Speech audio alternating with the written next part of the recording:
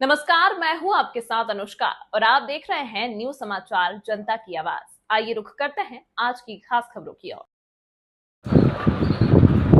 राजूला नगर पालिका के खिलाफ सफाई कर्मचारियों की हड़ताल का मामला। राजूला शहर के हित में नगर पालिका द्वारा काम दूसरी एजेंसी को सौंपे जाने पर मामला गर्मा गया। 2 दिन से हड़ताल पर बैठे सफाई कर्मचारियों ने सफाई कर रही एजेंसी के कर्मचारियों से झाड़ू छीन ली। सफाई का काम नहीं हो रहा था। आज मुख्य बाजार में कड़ी पुलिस सुरक्षा के साथ सफाई का काम शुरू किया गया, लेकिन काम फिर से रोक दिया गया। सफाई कर्मचारियों ने फिर से काम रोकने की कोशिश की। एसएसपी जयवीर गढ़वी और अन्य पुलिस अधिकारी मौके पर पहुंचे। काम रोकने वाले सफाई कर्मचारियों को पुलिस ने हिरासत में ले लिया। सफाई कर्मचारियों को अलग अलग थानों में हिरासत में ले लिया गया है। पुलिस सुरक्षा के बीच सफाई शुरू हो गई। हालांकि राजूला के इतिहास में ऐसा पहली बार हुआ है। राजूला शहर में सुबह 8 बजे से पुलिस सुरक्षा के साथ सफाई का काम शुरू हो गया। अब देखना यह है कि सफाई कर्मचारियों की मांगें पूरी होंगी या नहीं। राजूला सफाई कर्मचारियों की हड़ताल, कुल 40 लोग हिरासत में लिए जाने पर भी हमारा आंदोलन जारी रहेगा। अब सही लोग नगर पालिका के नियंत्रण में रहेंगे। हम निर्णय लेकर इस आंदोलन को जारी रखेंगे। आइए देखते हैं पूरी रिपोर्ट योगेश कनाबार अमरेली के साथ।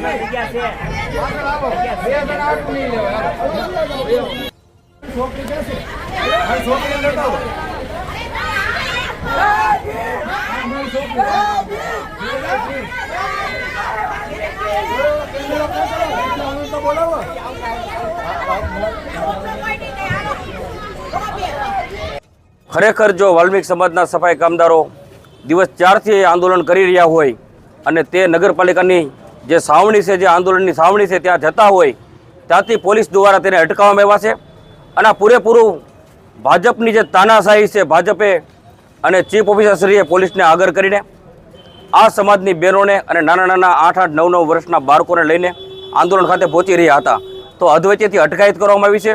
આ ખૂબ એક દુઃખદ ઘટના છે કે આ લોકોને જેનો હક માંગે છે, જેના અધિકાર માંગે છે તે લોકોને દબાવવાનો પ્રયત્ન કર્યો છે અને આંદોલનને ખતમ કરવાનો પ્રયત્ન છે। આ લોકો નગરપાલિકા પાસે કાંઈ મોટી કાંઈ રકમ નથી માંગતા, માત્ર ને માત્ર જે લઘુત્તમ વેતન ચાલતું હોય ને જે પૂરા દિવસમાં કામે રાખવાના હોય એ જ માંગે છે।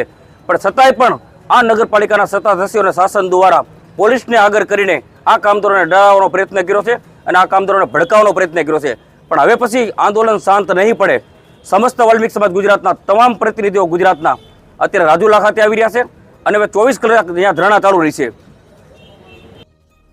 રાજુલા નગરપાલિકામાં જે સફાઈ કર્મચારીઓ છે તેમને 15-15 દિવસના વારાની પ્રથા ચાલુ હતી અને જેના વિરોધમાં સફાઈ કામદારો દ્વારા આંદોલન કરવામાં આવેલું હતું અને એમને આંદોલનમાં પોલીસ પ્રોટેક્શન પણ આપવામાં આવેલું હતું।